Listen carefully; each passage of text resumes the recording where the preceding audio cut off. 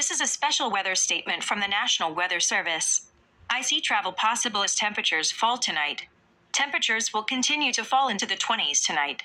The rapidly falling temperatures could allow remaining water on paved surfaces such as roads, sidewalks, and parking lots to freeze.